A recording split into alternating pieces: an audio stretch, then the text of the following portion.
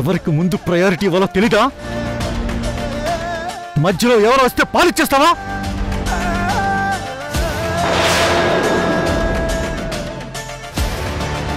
నా వెండి గ్లాస్ ఏమైంది? ఈ గ్లాస్తో తెచ్చావేంటి? మీ గ్లాసు కనిపించలేదండి. ఓహో, అబద్ధాలు కూడా ఆడుతున్నావా? అది మీ గ్లాసులో పాలు తీసుకొస్తుంటే వీణ తాగేసిందండి. తాగుతుంటే నువ్వేం చేస్తున్నావు? వద్దని చెప్పాలి కదా. అంటే ఫోన్లో మాట్లాడుతూ వచ్చి చూసుకోకుండా తాగేసిందండి. ఏం చెప్పలేకపోయాను. చెప్పాలి. ఈ ఇంట్లో ఎవరి స్థానం ఏంటో చెప్పాలి. ఎవరికి ముందు ప్రయారిటీ ఇవ్వాలో ఇంట్లో తన స్థానం ఏంటో నువ్వే గుర్తు చేయాలి. తన హద్దులేంటో గుర్తు చేయి. అలాగేనండి. ఇంకొక క్షణం నా కళ్ళ ముందున్నావంటే నేనేం చేస్తానో నాకే తెలీదు. వెళ్ళు.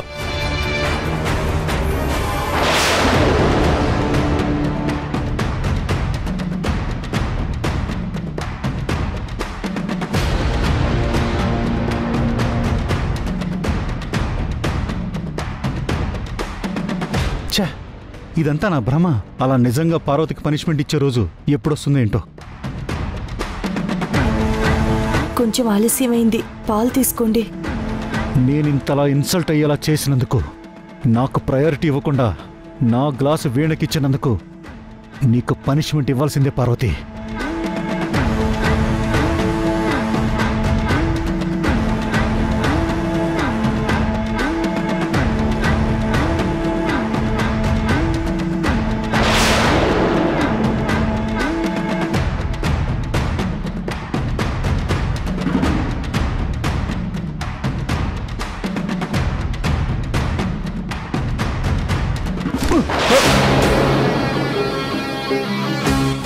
అయ్యో, పొరపాటు అయిందండి, క్షమించండి. చూసుకోకుండా లేచేసరికి ఇలా జరిగింది. ఏమండి? Don't touch me. ముట్టుకోకు. వెళ్ళు.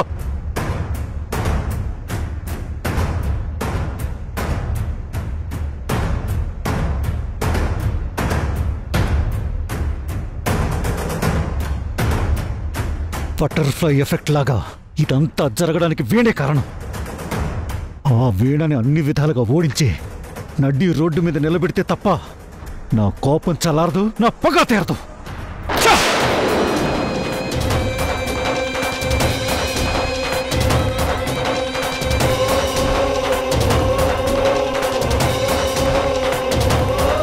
ఏ ఆధారంతో నువ్వు నన్ను ఆడుకుంటున్నావో ఆ ఆధారం లేకుండా చేసి ఆ తర్వాత నీతో ఆడుకుంటానే.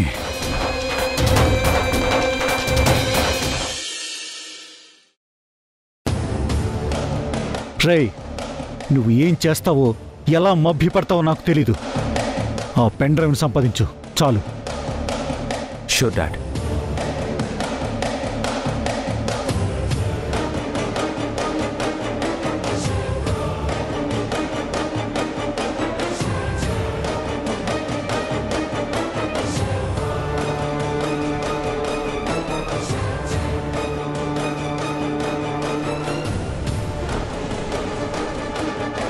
వీణా, అంత టెన్షన్ పడుతున్నావేంటి?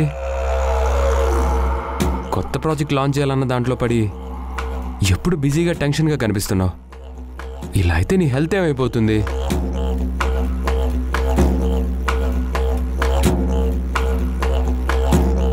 ఏంటి ఇది కళ నిజమా?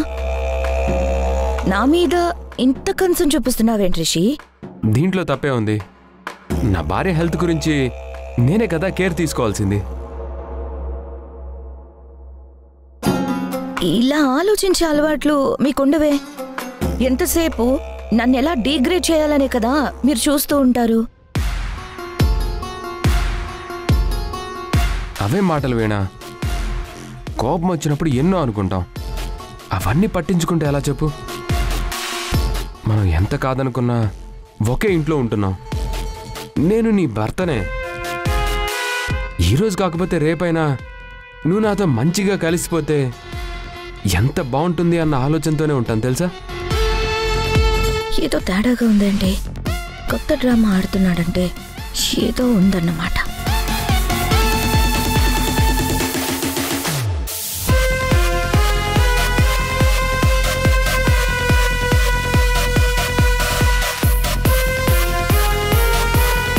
ఓహో, ఇదంతా ప్లాన్డ్గా చేస్తున్నారన్నమాట.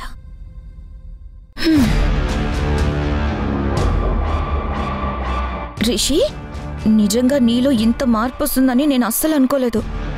మార్పు వచ్చేసింది వీణా, బిలీవ్ మీ. నీ ముందున్నది ఇప్పుడు మారిన ఋషి.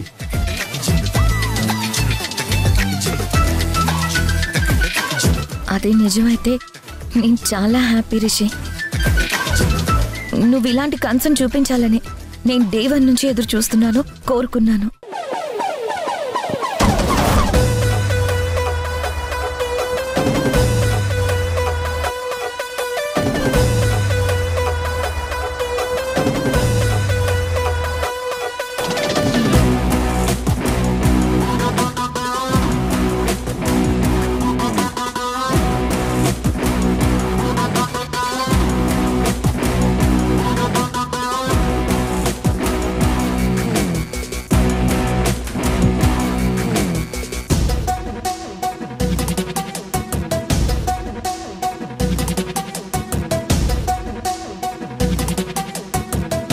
అయ్యో, ఇంపార్టెంట్ ఫైల్ మర్చిపోయాను.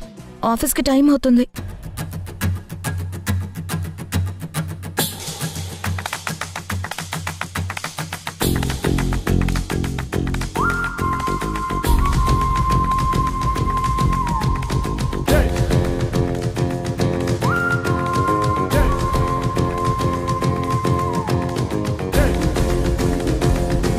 అరే, బట్టలన్నీ కింద పడిపోయాయే. రిషి ప్లీజ్ కొంచెం సర్ది పెట్టవా?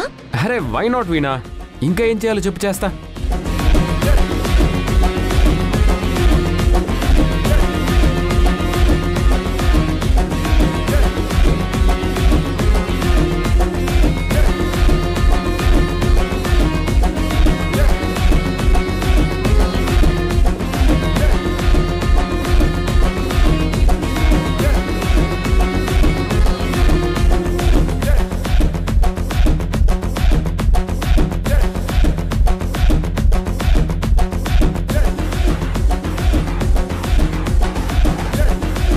రే, పెన్ డ్రైవ్ సంపాదించరా అంటే చీరలు మడత పెడతామేంట్రా?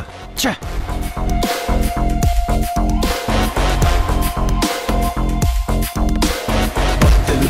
వీణా, మొత్తం సర్దేశాను. Thank you Rishi.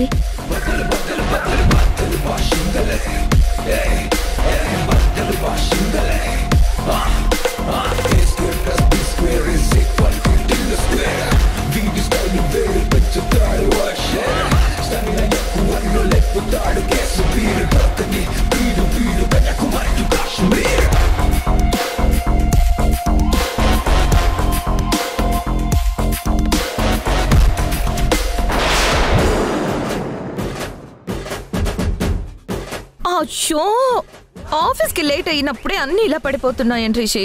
అరే ఫీల్ అవ్వకు వీణా, మై హూనా. నేను ఆడతాను, నువ్వు అలా కూర్చొని రిలాక్స్ అవ్వు.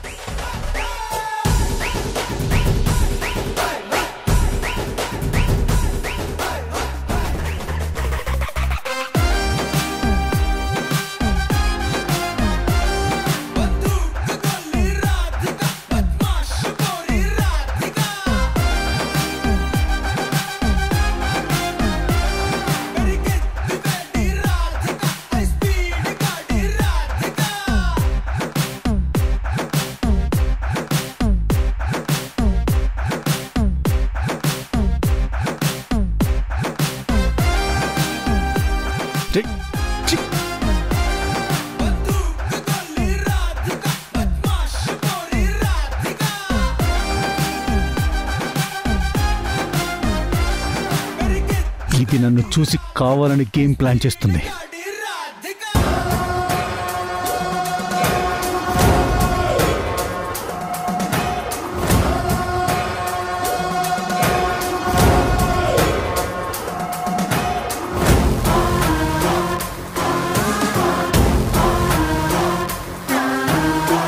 ఇదిగో వీణ, మొత్తం అన్నీ ఏరేశాను. Thank you so much Rishi.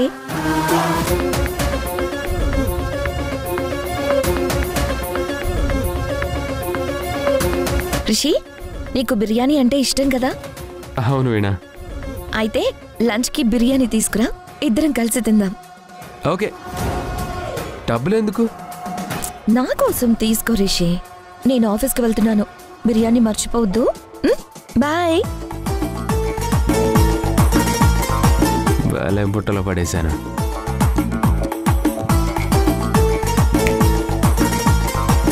నీ కొడుకు కుక్కలాగా నా కాళ్ళ దగ్గర కూర్చున్నాడు. కాదు కాదు, కూర్చోబెట్టాను. చూసావు కదా, ఆధారాల కోసం వెతకడం కాదు, ఆడదాన్ని గౌరవించడం నేర్చుకోండి తండ్రి కొడుకులిద్దరు. ఇంట్లో అందరికంటే స్ట్రేచర్ ఉన్నోడిని ఫస్ట్ ప్రియారిటీ నాకే ఉండాలని అనుకుంటావు కదా. నీ వాళ్ళు కూడా అలాంటి వాళ్ళని ఫీల్ అవుతూ ఉంటావు కదా. ఇప్పుడు నీకు సపోర్ట్ చేసే అలాంటి వాళ్ళని నా కాళ్ళ కింద కూర్చోబెట్టాను. నీకు కాళ్ళ దగ్గర కూర్చోపెట్టుకోవడం ఇష్టం కదా. బై ద వే, నా చీరల్ని, పెట్టికోట్స్ని, ఇన్నర్స్ని అన్నిటినీ చాలా చక్కగా మడత పెట్టి రూమ్ అంతా క్లీన్ చేసే మంచి పని మనిషిని పంపావు. Very good. ఇందాకే బిర్యానీ తీసుకురమని నీ కొడుక్కి డబ్బులిచ్చాను. నాకు పని మనిషిని సప్లై చేసినందుకు టిప్ కింద ఇది ఉంచు.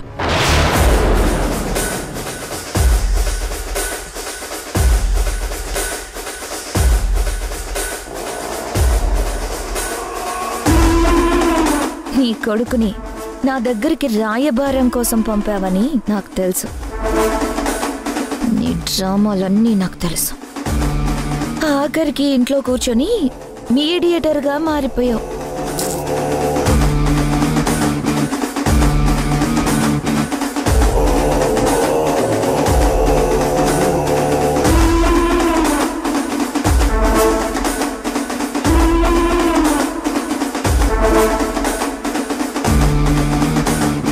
డాడ్, చూసావా వీణని ఎలా ట్రాప్ చేశానో? మధ్యాహ్నం లంచ్ కలిసి చేద్దాం రమ్మంది.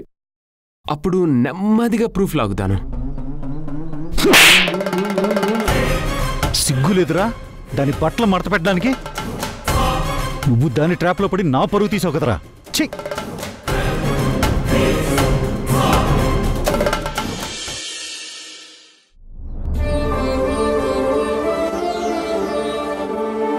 అత్తయ్య, ఈరోజు బ్రేక్ఫాస్ట్ ఏంటి? ఓ, జీడిపప్పు ఉప్మా. అబ్బా, స్మెల్ అదిరిపోయింది అత్తయ్య. ఇది తిన్నాడంటే శ్రీ ఆఫీస్లో లంచ్కి, రాత్రి డిన్నర్కి కూడా ఉప్మానే కావాలంటాడు. వేదా, బ్రేక్ఫాస్ట్ రెడీనా? ఆఫీస్కి లేట్ అవుతుంది. ఇటివమ్మా.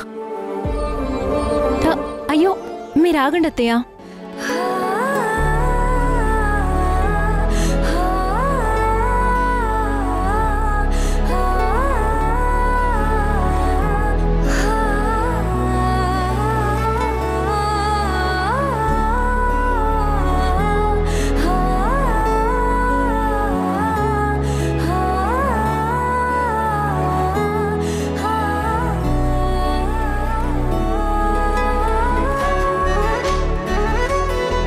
ఏం చేస్తున్నావు వేదా? అత్తయ్య, శ్రీకి ఈరోజు మీరే వడ్డించండి. అమ్మో వద్దమ్మా, నేను వడ్డిస్తే శ్రీ టిఫిన్ చేయకుండానే వెళ్ళిపోతాడు. అలా ఏం జరగదు, నేను చూసుకుంటాను, మీరు వెళ్ళండి. వేదా రా. వెళ్ళు వేదా, అబ్బాయి ఆకలికి తట్టుకోలేకపోతున్నాడు. లేదు, వెళ్ళండి అత్తయ్య, వెళ్ళండి.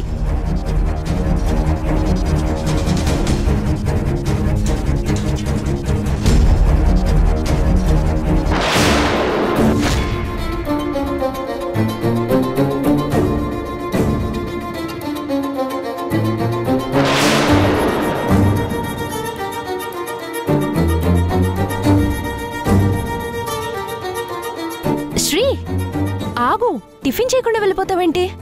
ఆకలిగా లేదు, నోచి పెట్టచ్చు కదా. టాండ్రమోర్ రాసుకున్నాను. ఎండకి స్కిన్ అంతా ట్యాన్ అయింది. ఇది పోవాలంటే కనీసం హాఫ్ అన్ అవర్ పడుతుంది. అత్తయ్య చూస్తారేంటి? శ్రీకి ఆఫీస్ టైం అవుతుంది, వడ్డించండి. నాకొద్దు. ఏంటి నువ్వు? ముందు మీరు వచ్చి కూర్చోండి. వేద, ఏంటిది? వదులు. అదేం కుదరదు. టిఫిన్ చేయకుండా వెళ్తానంటే నేను ఒప్పుకోను. ముందు మీరు కూర్చోండి. కూర్చోండి. అత్తయ్య మీరు వడ్డించండి. ఎందుకు తిండో నేనే చూస్తాను. వేద, స్కూల్ పిల్లల్ని ట్రీట్ చేసినట్టు ట్రీట్ చేస్తున్నావు. నువ్వు వెళ్ళి వాష్ చేసుకుని వడ్డించవచ్చు కదా. చెప్పాను కదా శ్రీ, ఇది తీయాలంటే హాఫ్ అన్ అవర్ పడుతుంది. అత్తయ్య మీరు వడ్డించండి. శ్రీ ఆఫీస్కి టైం అవుతుంది.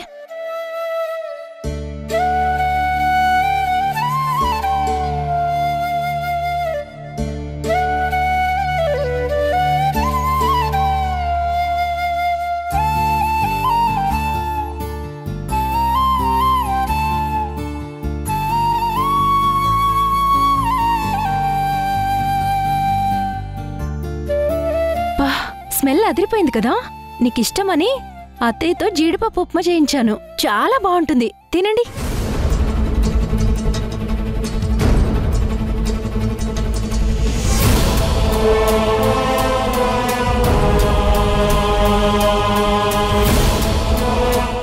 తిన శ్రీ, తినవయ్యా బాబు.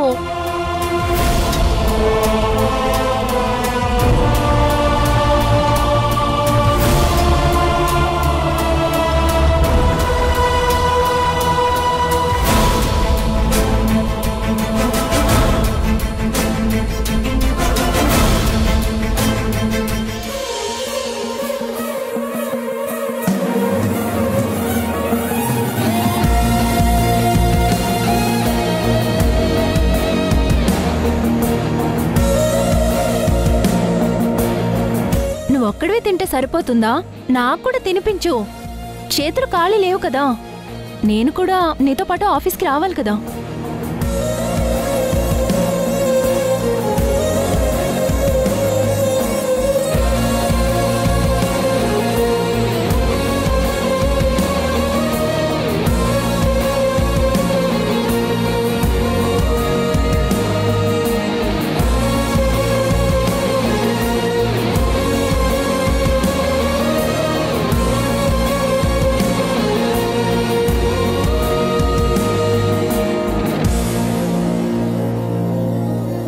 హలో హలో, నా మూతి కూడా క్లీన్ చేయి.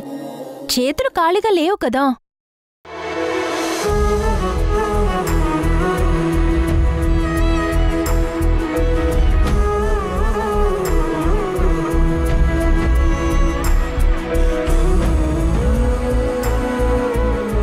థ్యాంక్స్.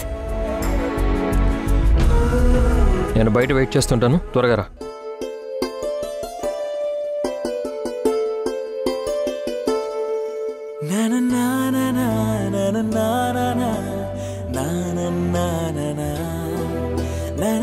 చూసారా అత్తయ్య, మీ చేతులతో టిఫిన్ తెస్తేనే లేచి వెళ్ళబోయారు. అలాంటి వాణ్ణి మీరు వడ్డించిందే తినేలా చేశాను. గడుసుదానివే వేదా నువ్వు. ముందు ముందు ఎన్ని దుష్టశక్తులు అడ్డుపడ్డా కూడా నా ప్రేమతో జయిస్తాను. శ్రీ మిమ్మల్ని అమ్మలా చూసేలా చేస్తాను.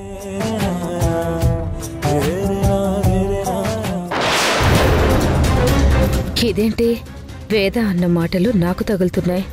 సరేలే, నన్ను ఎలా ఆపుతుందో నేను చూస్తాను. ఏమో వేద, నువ్వు పక్కనే ఉండి శ్రీకి నాతో బలవంతంగా పెట్టిస్తున్నావని, శ్రీకి ఇంకా నా మీద కోపం పెరిగిపోతుందేమో అని భయంగా ఉంది. మీరు ఆ దిగులు ఏం పెట్టుకోకండి అత్తయ్య. నేను మేనేజ్ చేస్తానని చెప్పాను కదా. అల్లుడు, ఏంటి అల్లుడు చిరాగ్గా ఉన్నట్టున్నావు? ఏం లేదులే అత్తయ్య. అర్థమైందిలే. హాయిగా రెస్ట్ తీసుకుని ఆఫీస్కి వెళ్లాల్సిన వేద చేతికి అదేదో క్రీమ్ ఇంకా ఉండడం ఏంటి? అసలు చేతులు ఎందుకు అలా అయ్యాయో అని ఒక్కసారి ఆలోచించావా అల్లుడు?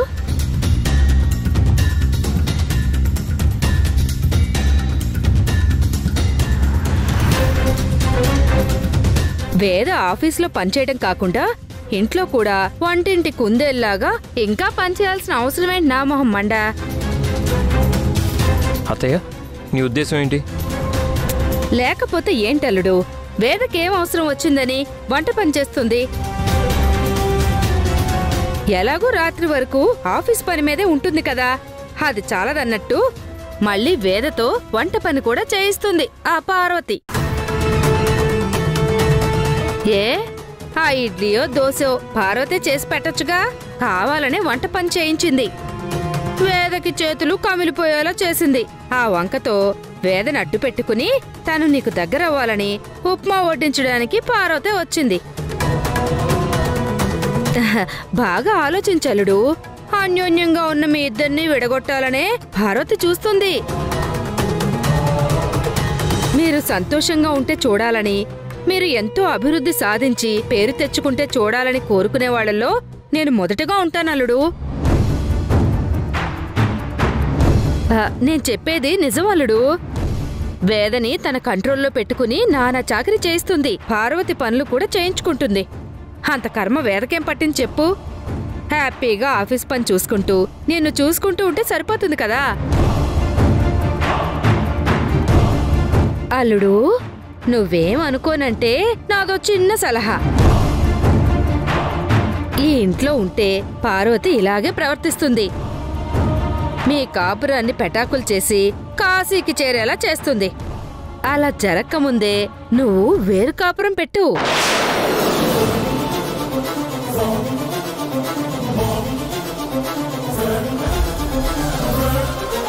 అదొక్కటే పార్వతి అనే సమస్యకి పరిష్కారం. ఏం మాట్లాడుతున్నావు అత్తయ్య? నువ్వు కరెక్ట్గానే విన్నావలుడు. సెపరేట్గా ఒక ఫ్లాట్ తీసుకుని అందులో నువ్వు వేద ఉండండి. మీ జీవితం మీదవుతుంది, ఏ తలనొప్పి ఉండదు.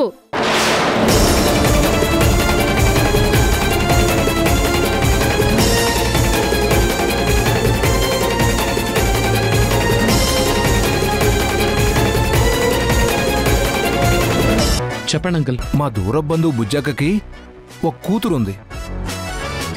ఆ అమ్మాయికి పెళ్లి సంబంధం చూసే బాధ్యత నాకు అప్పగించింది. అందుకే ఈ విషయం నీతో మాట్లాడదామని పిలిచాను. నేనేం చేయగలను అంకుల్? నీకు తెలిసిన ఫ్రెండ్స్లో మంచి సంబంధాలుంటే చెప్పు. ఎలాంటి క్వాలిటీస్ ఉండాలో చెప్పండి అంకుల్. నీలాంటి కలర్, నీలాంటి క్యారెక్టర్ ఉండాలి. సరే అంకుల్. ఆ అబ్బాయి టోటల్గా నీలా ఉండాలి. అది నువ్వే అయితే ఇంకా సూపర్గా ఉంటుంది.